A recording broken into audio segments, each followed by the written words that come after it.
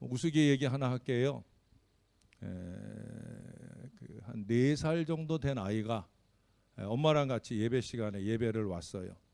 근데 목사님이 이렇게 한참 설교를 진행하는 중에 애가 소변이 마려운 거예요. 애니까 뭐 예배 시간에 조용하게 설교 듣고 있다 이 생각 못하고 자기 옆에 있는 엄마한테 큰 소리로 말했어요. 엄마, 시 마려워! 라고 얘기를 했어요. 엄마가 좀 창피하잖아요, 그렇죠? 그래서 애를 황급히 데리고 나가가지고 시를 싸게 하고, 그러고 애한테 가르쳤어요. 야, 시 마렵다고 그렇게 큰 소리로 말하면 엄마 창피하잖아.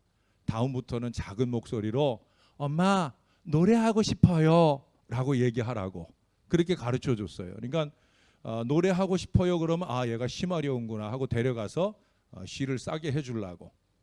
근데 며칠 뒤에 할아버지가 오셨어요. 할아버지가 오래간만에 오셔서 손주 이제 재미난 동화도 읽어주고 하면서 밤늦게 읽어주다가 그만 같이 잠이 들었어요. 아이가 자다가 뭐가 마려웠어요? 쉬가 마려웠어요. 그래서 할아버지한테 대고 속삭였어요. 할아버지 노래하고 싶어요. 그러니까 이 할아버지가 진짜 노래가 하고 싶다는 건 줄 알고 그래, 다른 사람들 다 자니까 헬레비 귀에다가 하렴.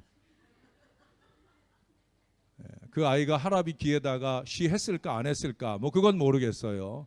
그럼 어떻든지 간에 아이는 그저 어른들이 하라는 대로 하잖아요, 그렇죠? 여러분 아이들 살을 만져보셨어요? 아이들 살을 이렇게 만져보면 저도 오늘 지금 가슴이 떨려요. 왜 떨리냐면 제가 전에 한번 그런 말씀 드렸죠. 우리 처조카, 우리 아내의 남동생의 첫 조카의 이름이 규훈인데 이 규훈이 녀석이 저한테 고모부 소리 처음 하면 내가 밥 사겠다고 그랬는데 이 녀석이 그 소리를 첫돌도 훨씬 지나고 엄마 아빠 다 하고 고모도 다 하고 그러고 나서도 한참 있다가 저한테 고모부라고 그랬어요. 그래서 제가 밥 안 샀어요. 기분 나빠 갖고 안 샀어요. 왜 내가 제일 늦게 그것도 마지못해서 얘가 이 녀석이 아주 다 할 줄 알면서도 안 해요. 근데 얘가 요즘에 변했어요. 어떻게 변했느냐?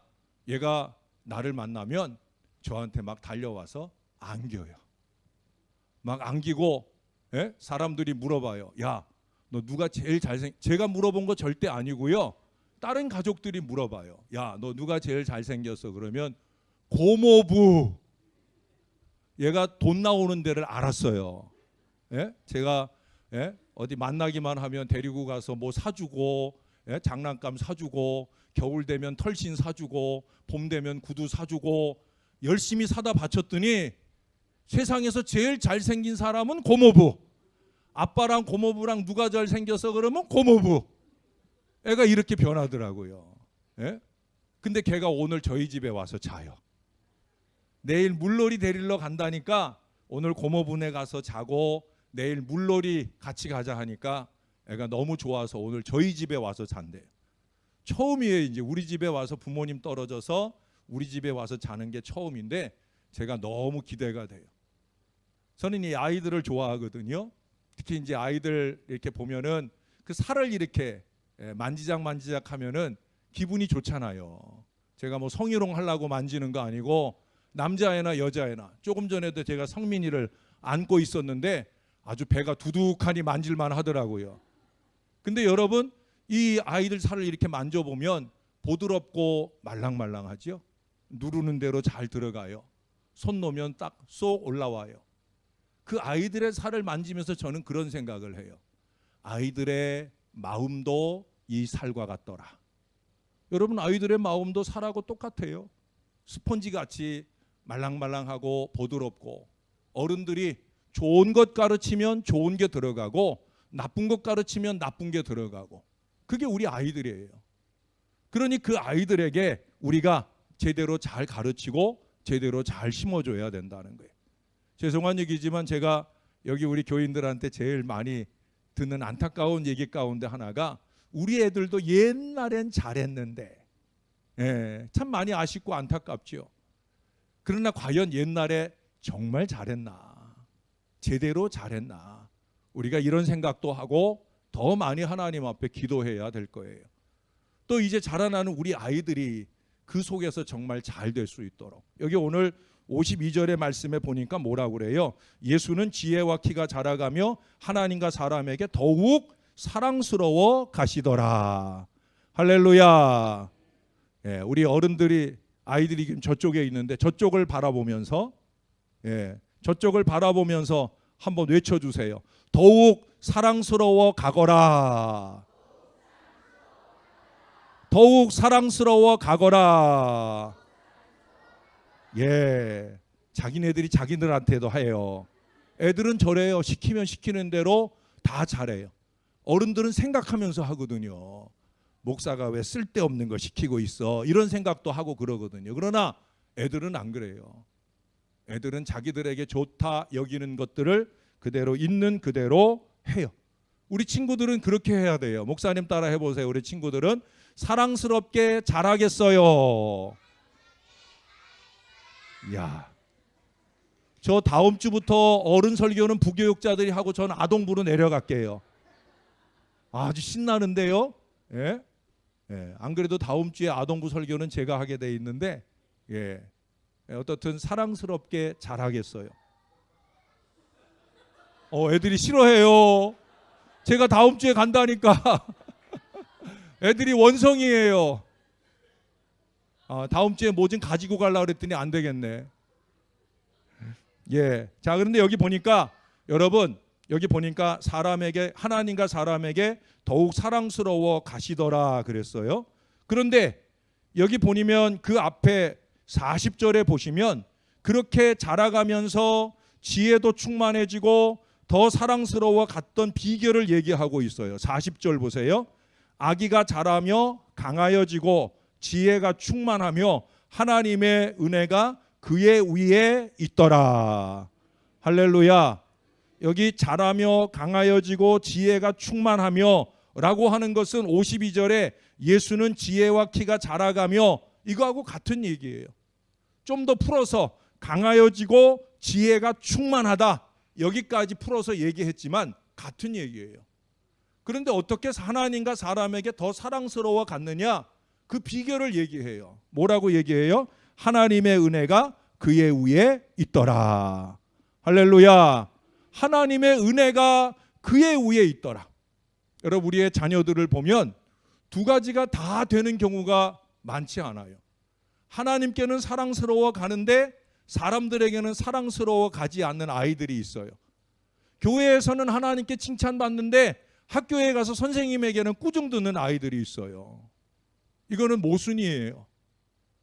또 반대로 학교에서 선생님에게 칭찬받고 공부는 잘하는데 하나님 보실 때 사랑스럽지 않은 자녀들도 있어요.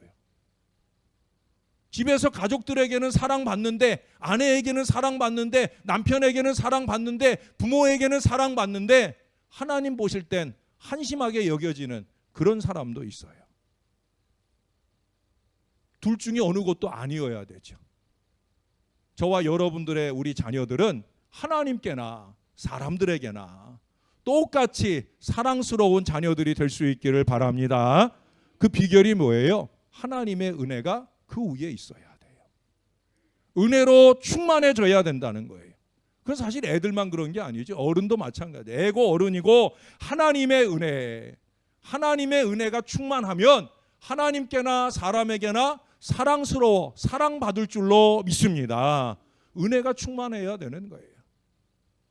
다른 비결 없어요. 은혜 충만하면 그 충만한 은혜의 사람은 반드시 하나님께 사랑받을 수 있어요. 또 사람들에게도 사랑받을 만하게 살아가요. 사람들이 손가락질하고 흉보는 사람들 보면 은혜가 없는 거예요. 은혜가. 사람들이 입 삐죽거리는 사람 보면 은혜가 없는 거예요.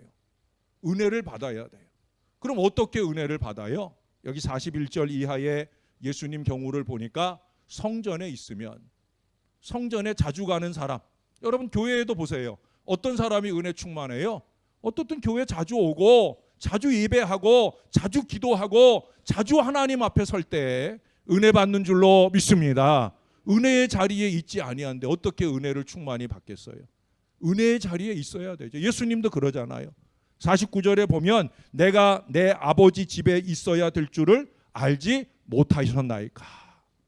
내가 내 아버지 집에 있어야 은혜 충만하고 은혜 충만해야 아버지께 하나님께 아버지 엄마에게 내가 사랑스러워 가지요. 여러분 그 뒤에 51절에 보세요. 예수께서 함께 내려가사 나사렛에 이르러 순종하여 받드시더라. 예수님이 아버지 집에서 은혜 받고 은혜 받은 그 기운으로 집에 가서 뭐 했느냐? 부모님께 순종했다는 거예요. 부모님께 잘했다는 거예요. 그래서 그 부모님이 이 아들 예수를 사랑할 수밖에 없는 거예요. 세상 사람들이 아들 예수를 사랑할 수밖에 없는 거예요. 저와 여러분이 이 은혜의 비결을 깨달아야 될 줄로 믿습니다. 우리 자녀들을 위한 다른 기도 필요 없어요. 하나님 우리 자녀들이 은혜 충만한 자녀들 되게 해주세요. 은혜 받기 위해서 하나님의 전을 열심히 찾는 자녀들 되게 해주세요. 하나님의 전에 이르러 하나님 만나고 하나님의 말씀을 만나고 말씀을 통해 다시 하나님을 깨달아 저들이 은혜 속에서 강하여지고 그래서 하나님과 사람들에게 사랑스러워 가게 해달라고. 그게 교회에서 잘 되고 세상에서도 잘 되는 믿음의 비결인 줄로 믿습니다. 야, 교회 가지 말고 공부해라. 이게 잘 되는 거 아니에요. 목사라서 하는 얘기가 아니에요. 절대 안 그래요. 하나님께 잘하고 예배 잘하고 은혜가 충만하면, 여러분 저는 제 학창 시절을 돌아보면 제 성적표가 좋을 때는 은혜 충만할 때예요. 저는 우리 청소년들이 이걸 깨달았으면 좋겠어요. 은혜가 충만하면 성적이 올라가게 되어 있어요. 왜? 은혜가 충만하다는 건 뭐예요? 오늘 본문에 보니까 지혜가 강해진다잖아요. 지혜로워진다잖아요. 똑같이 1시간을 공부해도 10시간 공부하는 효과가 어디서 나오느냐? 은혜 받으면 나오게 되는 줄로 믿습니다. 전 이거 자신 있게 얘기할 수 있어요. 제가 체험했으니까. 지금도 마찬가지예요. 제 나이 55살인데 지금 지혜롭기 쉽지 않은 나이고 기억 잘 안 나는 나이고 그럴 때잖아요. 그러나 제 안에 은혜가 있을 때 하나님이 말씀을 상고할 때에도 깨닫는 은혜도 주시고 그 말씀을 증거할 능력도 하나님이 주시는 줄로 믿습니다. 그건 저만 아니라 여러분들 모두도 마찬가지. 특별히 자라나는 우리 아이들은 더더욱 그래요. 우리 아이들이 은혜 속에서 자라갈 수 있도록 더욱 하나님의 전에 이끌어 주시고 이 전에서 우리 아이들을 지도하시는 우리 교육자들이나 교사들도 아이들이 은혜 속에서 자라갈 수 있도록 최선의 노력을 기울여 주시는 우리 모든 교육자, 교사, 우리 어른들 다 되주시기를 예수님의 이름으로 간절히 축원합니다. 기도하겠습니다. 하나님, 오늘도 주의 말씀을 듣나이다. 이 말씀에 의지하여 우리에게 주신 이 어린 아이들을 어떻게 잘 키워갈까 다시금 도전받나이다. 우리 아이들을 주 안에 잘 키워내게 도와주옵소서. 주님의 성전에서 은혜 받으며 자라갈 수 있도록 이끌어가게 도와주옵소서. 그래서 모든 아이들이 은혜 속에서 강하여지고 하나님과 사람들에게 더 사랑받는 아이들로 자라가도록 은혜 베풀어 주시옵소서. 감사합니다. 예수님 이름으로 기도합니다. 아멘.